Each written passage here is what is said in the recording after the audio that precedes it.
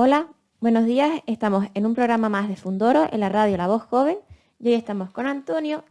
Es 31 de mayo de 2023. Y hoy vamos a hablar de Darwin. ¿Cómo estás, Antonio? ¿Qué tal? Muy bien. Sí, vamos A hablar de a Darwin. indagar un poco sobre quién fue Darwin, qué planteó, a ver si podemos profundizar un poco, porque en la cultura general todos hemos oído hablar de él, que si descendemos del mono, que si no descendemos del mono, pero bueno, vamos a intentar centrar un poco el debate y agradecer la invitación, como siempre. Vamos a entrar en materia. Para empezar, ¿en qué consiste la teoría de la evolución? La teoría de la evolución básicamente la podríamos definir como la reproducción diferencial de variables hereditarias. ¿Qué significa eso? Pues significa que todos los organismos tienen unas características que hoy en día sabemos que están básicamente inscritas en los genes, y eso determina unas características.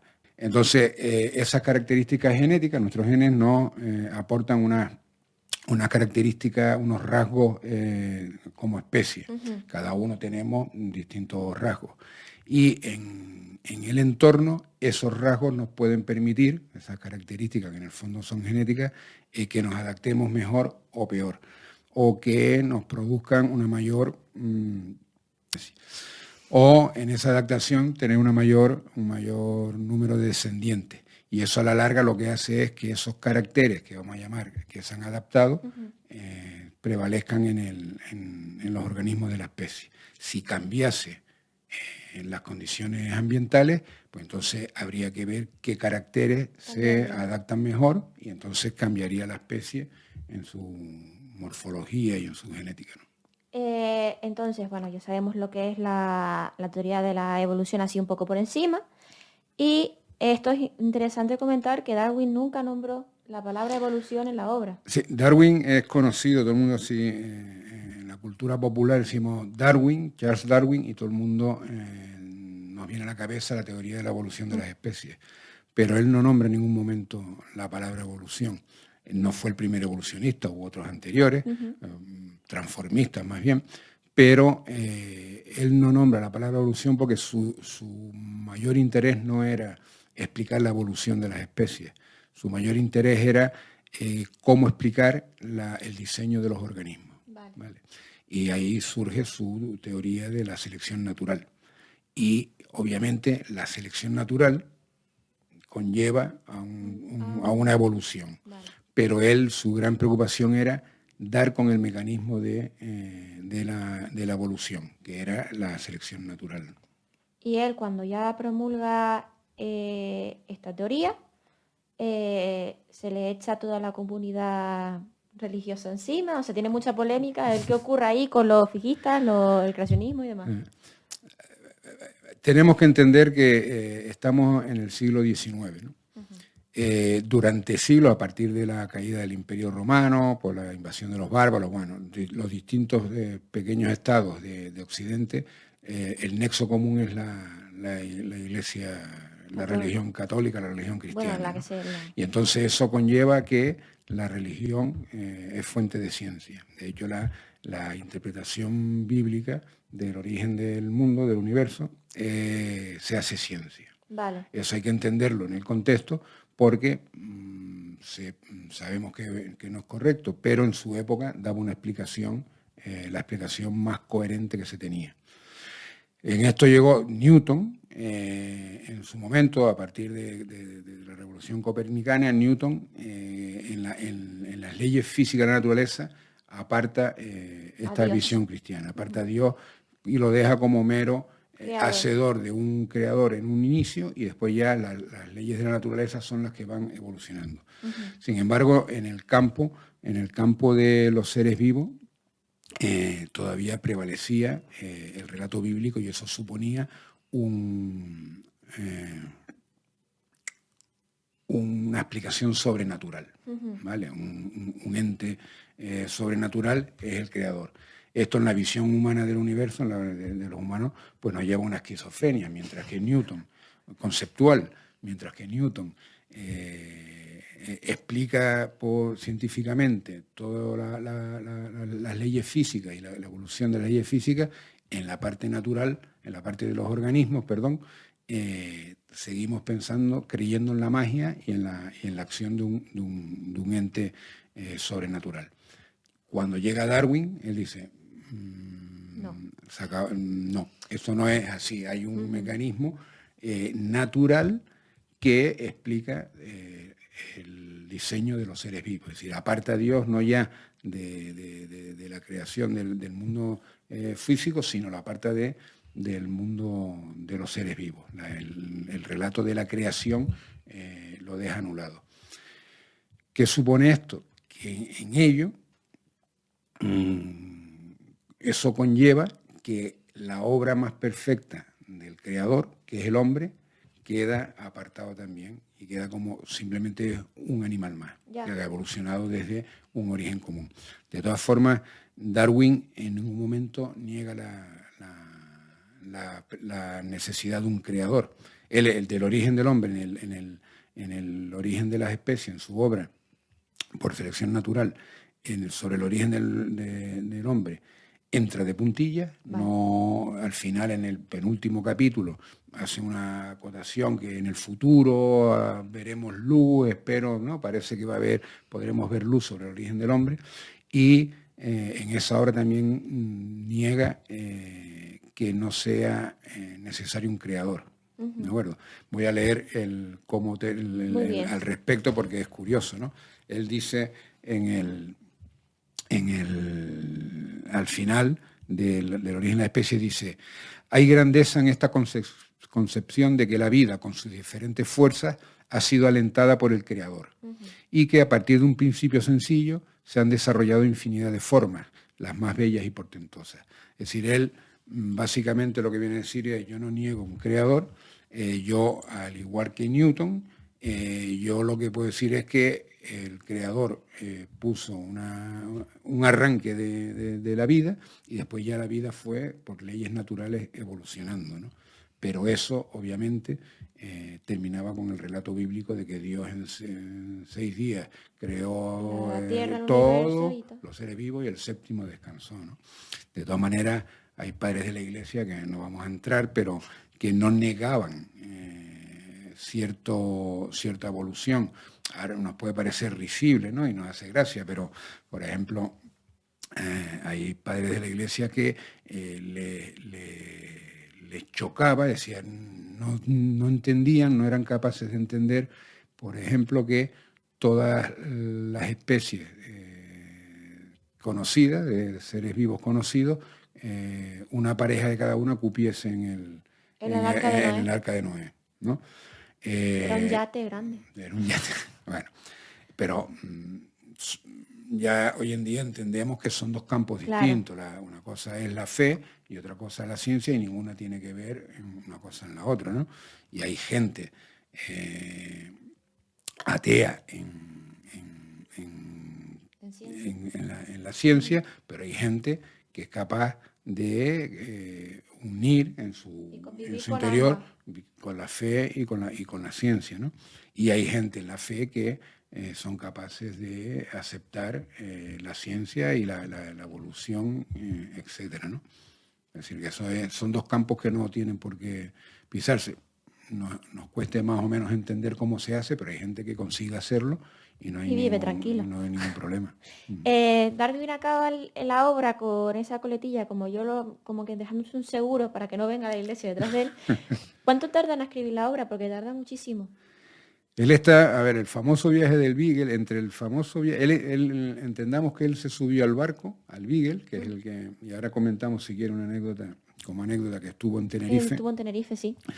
Él subió al Beagle, estuvo 5 años en el viaje por el resto del mundo, la famosa el Galápago, pero estuvo por todo el mundo. De los picos y todo esto. Y él subió siendo creacionista. Él entendía a Paley, que era el científico anterior a Darwin, pero que era en su obra era el mayor argumentario sobre la existencia de un Dios, y la famosa el símil si hay un reloj, hay un relojero, que si te parece luego podemos entrar.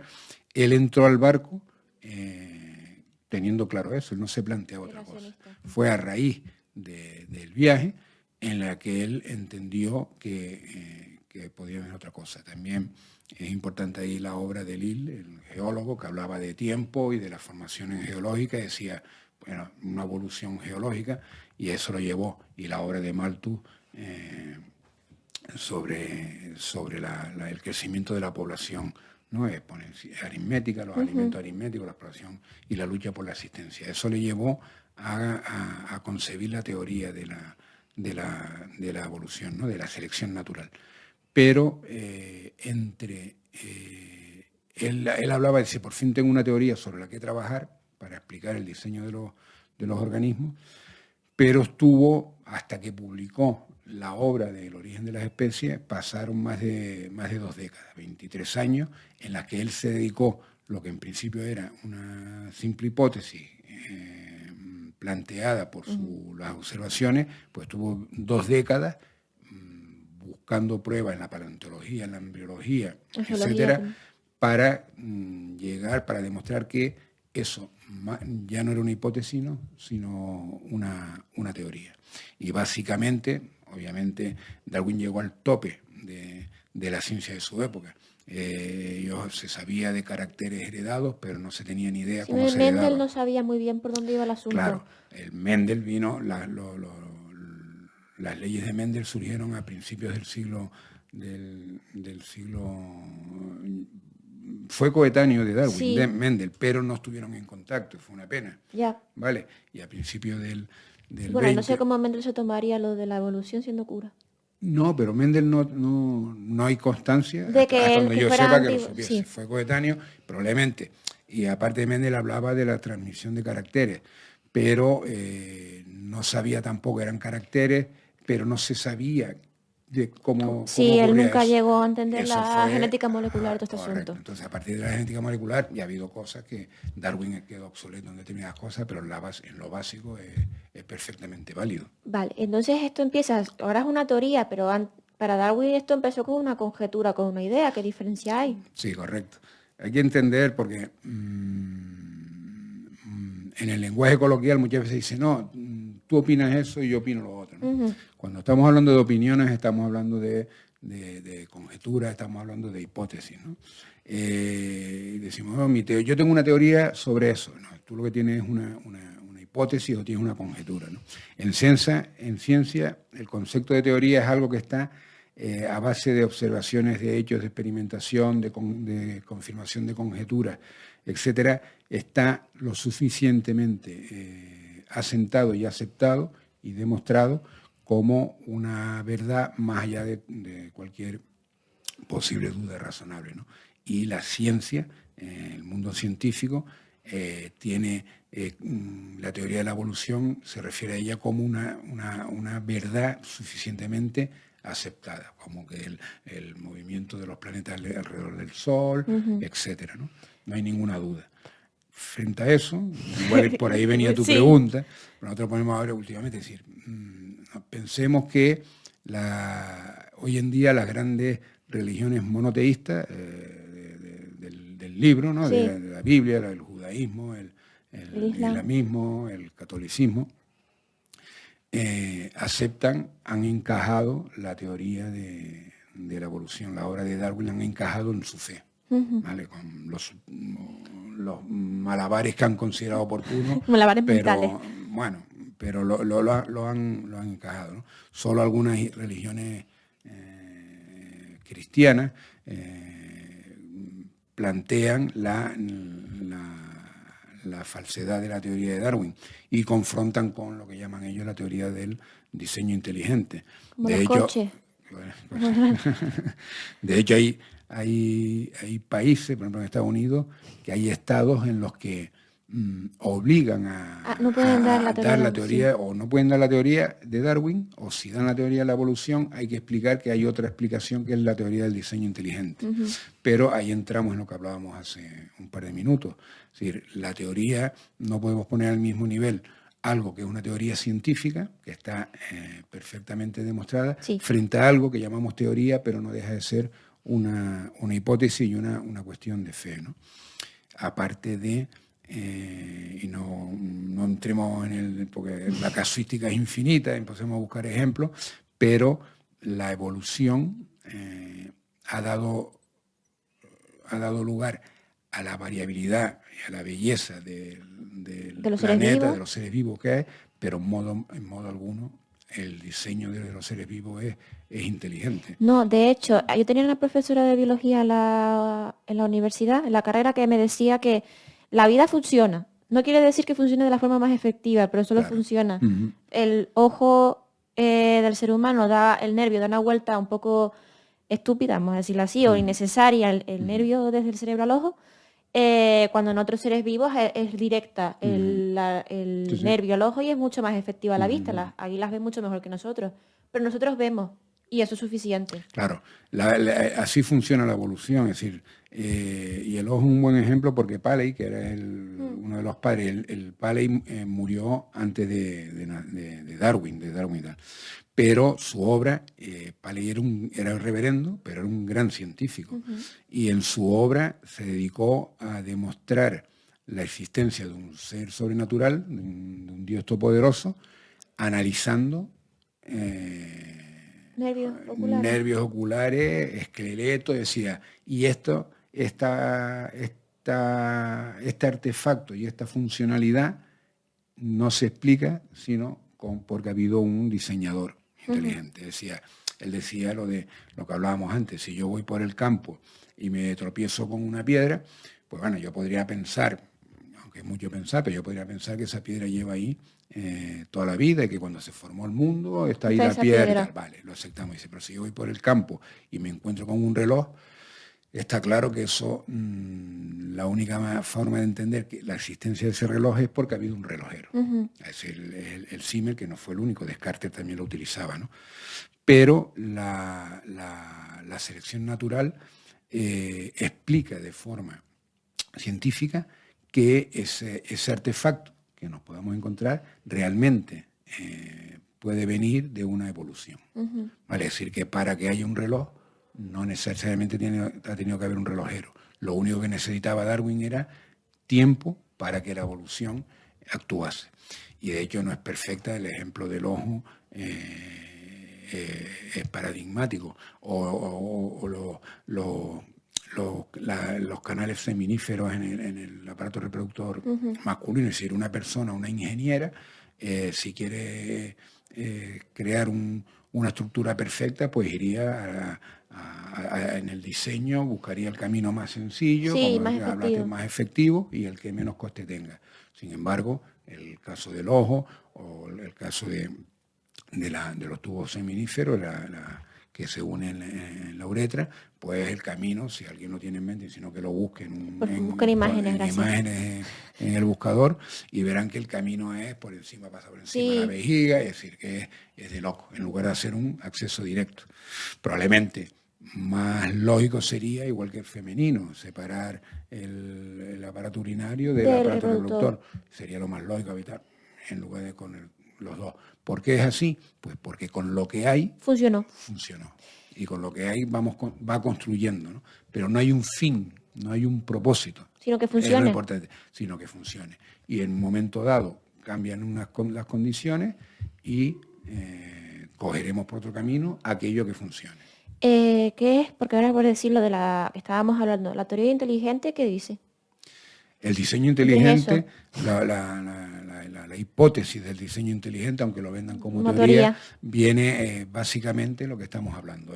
Hay las pruebas de la existencia de un organizador, la necesidad de un ingeniero o ingeniera sobrenatural, un diseñador de las estructuras de los seres vivos, está en la complejidad de los seres vivos mismos. La complejidad de nuestros órganos, la complejidad de las estructuras vegetales, de las estructuras animales.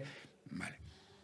Eso la selección natural lo explica perfectamente. Por ejemplo, en el ojo, dice, no, es que el ojo es un órgano perfecto. El ojo no es un órgano perfecto, independientemente de lo que decías tú del nervio óptico. Si lo comparas con otros nervios ópticos, otros seres vivos. Pero tampoco es perfecto, porque tiene errores. Lo que pasa es que ha funcionado. Ya. Y, por ejemplo, en los cefalópodos, es un caso curioso, en los cefalópodos, en los distintos, ¿no? Desde el más sencillo hasta el nautilus, hasta pasando por el calamar, hasta el pulpo, que tiene un ojo hiper desarrollado, podemos ver distintos estadios desde el ojo más sencillo hasta el ojo hasta el más complejo, ¿no? Es decir, que para construirse ese reloj, sin tener un propósito, ni de medir el tiempo, ni la belleza, necesitamos simplemente eones, millones y millones de años para que vayamos encajando. Lo que funciona se mantiene, por lo que decíamos, porque te adaptas y continúas, tú transmites tu genes y continúa la especie con esas características. Lo que no se adapta, lo que no es válido, va reduciendo su proporción en la especie. Y al final, toda la especie tendrá las características beneficiosas para unas determinadas condiciones del entorno. Que esto, primero te iba a comentar lo de la anécdota de Darwin en Tenerife. Ah, correcto, sí, es verdad. Darwin en el viaje viaje del Beagle, que duró 5 años, una de las escalas que realizó fue en Tenerife y tenía la intención de bajar, incluso en aquella época el Teide era un imán para los naturalistas, eso ya en el próximo programa Miguel Ángel que pregunta del próximo programa. Creo que está pendiente la de otro, que era sobre los viajeros naturalistas. Sí. Y lo que pasa es que no pudo desembarcar porque el barco quedó en cuarentena porque hubo una epidemia de cólera en Londres, ¿no? Y bueno, es una pena porque... se lo hubiera pasado pipa. Sí, y probablemente no, pero podría igual que por ejemplo en las Galápagos con los famosos pinzones y las tortugas, pues vio la radiación adaptativa, pues en Canarias tenemos ejemplos, y vamos, en Tenerife tenemos ejemplos, por ejemplo, con las margaritas, la magarza, que llamamos, ¿no? Que tenemos 2 violetas del Teide ahora. Tenemos 2 violetas del pues Teide. Una, la de Guajara, la que todos conocíamos, y otra que es la de Guajara, y la diferencia es que las hojas, habían diferencias ya visuales de que las hojas eran más largas. En la de Guajara, creo. Y se dieron cuenta, y hicieron los análisis genéticos, por eso las teorías están confirmadas porque se hacen análisis genéticos. Correcto. Y son dos especies no híbridas. Familias. Misma familia, especies diferentes. Vale. No sé el nombre científico de la nueva, la verdad. Y la otra pregunta es porque todos los que hemos dado biología en el instituto, nos estamos acordando de las jirafas de la mar. Correcto. Porque a mí me hace mucha gracia cada vez que me salen artículos del tipo, si los seres lo de que vamos a perder los meñiques, y yo digo, pero eso es lamarquismo y eso ya lo habíamos evitado. ¿Nos puedes comentar la diferencia entre la mar y Darwin? Darwin? Sí, vamos a ver, anterior a Darwin hay ya el evolucionismo, se habla de evolucionismo como una hipótesis plausible. Hubo científicos que entendían que se había evolucionado. Y entre ellos, el más conocido es el caballero de Lamarck, que decía que la influencia del entorno provoca variaciones en los fenotipos, en las características de los organismos, y esas características posteriormente se transmitían a la descendencia porque eran favorables. El ejemplo que tú has puesto de la jirafa, él planteaba, y es el dibujo que todos podemos tener en la cabeza, la jirafa, pues comían con el cuello más o menos largo, pero por cambio climático a lo mejor las hojas quedaban en las ramas más altas y entonces iban estirando el cuello, y hasta que llegaban, entonces se quedaba. Hoy en día sabemos que eso no es correcto porque las características no las determina el entorno en ese sentido, sino en el uso y el desuso, sino que están los genes y no funciona así, ¿no? Lo que es una pena, porque explicaría todo de manera mucho más sencilla. Pero bueno, esto se desechó. Un ejemplo, si me permiten la broma, es como decir, bueno, es que los hijos de Rafael Nadal, con Rafael Nadal le da una ventaja evolutiva social esos brazos, pues sus hijos ya lo tienen desarrollado, sus hijos directamente los irán heredando, y eso no ocurre. Y eso no es así, ¿no? Pero bueno, hay otros ejemplos de la época, el propio Paley, el que hablábamos de donde se funde, no es el inventor del creacionismo, pero que argumentó para defender el creacionismo. Él estudiaba, era un gran científico de la época, y él estudiaba las teorías contrarias, las hipótesis contrarias para intentar, y él, pues, por ejemplo, se dio cuenta que lo de Danmar no tenía sentido, pues decía, bueno, vale, llevamos cientos de generaciones de mujeres chinas, creo que, si no recuerdo mal, el ejemplo de los pies de las mujeres, decía, creo que fue Paley, ¿no? Decía, cientos de generaciones de las mujeres chinas con reduciéndole los pies, y no se heredan. Y las mujeres siguen naciendo con un 38. Vale. Obviamente no iba a buscar él una explicación heteropatriarcal al respecto, pero decía, hay un ejemplo mucho más sencillo, fue Weismann. Dice, vale, pues vamos a demostrar que esto es correcto. ¿Cómo lo demuestro? A él se le ocurrió criar ratones, que es lo más sencillo en laboratorio. Sí. Y entonces dice, bueno, yo voy a criar ratones y desde pequeñito les voy a cortar en la cola. Entonces yo, pues, como es rápido, él creó, pues, generación tras generación iba cortando la cola, y después de X, 40, 50, 60 generaciones, no recuerdo el dato, pero dice, bueno, después de esto, los ratones siguen creciendo, sí, les sigue creciendo cola, con lo cual aquí hay algo que falla, ¿no? Pero para la época, como todo, si lo llevamos al contexto, era una explicación, lo que le faltaba, la corroboración científica, que por eso no era una teoría, pero bueno, ayudaba a la explicación, ¿no?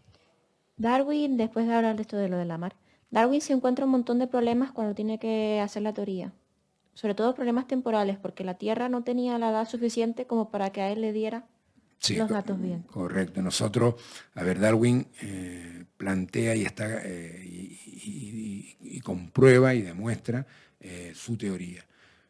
Él tenía dos cuestiones principales. Una era explicar el diseño del organismo, que ya hemos hablado, que la selección natural lo explica perfectamente, sin diseño, sin propósito, pero lo explica.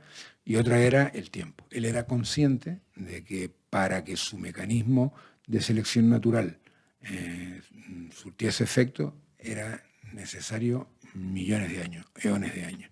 Él, en la primera edición del origen de las especies, se aventura a dar una edad aproximada para la Tierra necesaria para esta evolución en cientos de años. Pero se confrontaba con un gran científico, de hecho todavía en el campo de la termodinámica, que era William Thomson, el Lord Kelvin, de la famosa escala Kelvin de temperatura, y era una eminencia, y él era creacionista, y él decía, con sus cálculos, unos cálculos matemáticos preciosos y bellos, él decía que la edad de la Tierra, con la fuente de calor que conocíamos, que se entendía que era en la formación de la Tierra inicial, el núcleo emitía el calor del calor inicial, etc. Bueno, pues él decía que, salvo fuentes de energía que no conociésemos, en absoluto la Tierra tenía esa edad. Tal es así, esta fue la gran controversia que más dolor de cabeza le dio a Darwin, porque él lo de la selección natural lo tenía clarísimo y bien hilvanado, pero le faltaba el tiempo.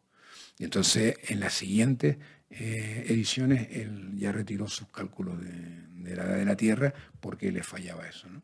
El tiempo vino a darle la razón cuando Rutherford le dieron con la radioactividad, y entonces había fuente de calor desconocida. De hecho, Rutherford dijo que los evolucionistas y los biólogos ya tienen el tiempo necesario para explicar la teoría de la evolución, ¿no? Y yo quería preguntarte, ¿con quién está enterrado Darwin? ¿Perdón? ¿Con quién está enterrado Darwin? Darwin, sí. Darwin está enterrado con dos personas más. Overbooking. No, él es precioso. Si quieren, busquen la tumba en la abadía de Westminster. en Londres y he estado, perdón, hasta hace unos años estaba enterrado junto con Newton. Era considerado los dos científicos ingleses de mayor proyección mundial, y lo que comentamos antes, uno consiguió eliminar a Dios del mundo físico, dejarlo solo como un creador inicial, y Darwin lo eliminó de la creación misma, ¿no? Y de su obra perfecta, que es el hombre, ¿no? Y hace unos años abrieron y hasta hace unos años eran ellos dos, estaban en este panteón en Westminster, y han enterrado a un tercer personaje que es Hawking, ¿vale? Porque es científico inglés, lo consideran del nivel de Newton y de Darwin, y entonces están reposando los tres en el descanso eterno en el mismo sitio. En una abadía. Las personas que negaron que Dios había sido el creador de... Bueno, no, el inicial. No sé si preguntarte algo más. ¿Hay algo que quieras comentar sobre Darwin? No, bueno, dejar claro, es decir, que la ciencia trata temas que no tienen que ver con la religión. La religión trata temas que no tienen que ver con la ciencia, sino necesariamente tienen que entroncar. Que el origen del universo, la formación del universo, que el origen del hombre, que la trascendencia del hombre tenga una explicación trascendental más allá de lo meramente material, no es campo que le interese a la ciencia. Yeah. La ciencia se ocupa de lo que se ocupa, de cómo funciona el mundo y cómo se explica el mundo y cómo se explica el universo. Ya lo que se trascienda o no se transcienda de esa explicación, no, es un campo en el que la ciencia no tiene nada que decir. Al igual que la religión no tiene nada que decir, las religiones no tienen nada que decir sobre el campo de la ciencia. Pues nada, este ha sido el programa de hoy. La pregunta para el próximo programa tiene que ver con viajeros científicos. O vamos a hablar de viajeros científicos con Miguel Ángel. Y pues nada, espero que les haya gustado y hasta el próximo programa. Muy bien, muchas gracias y hasta la siguiente.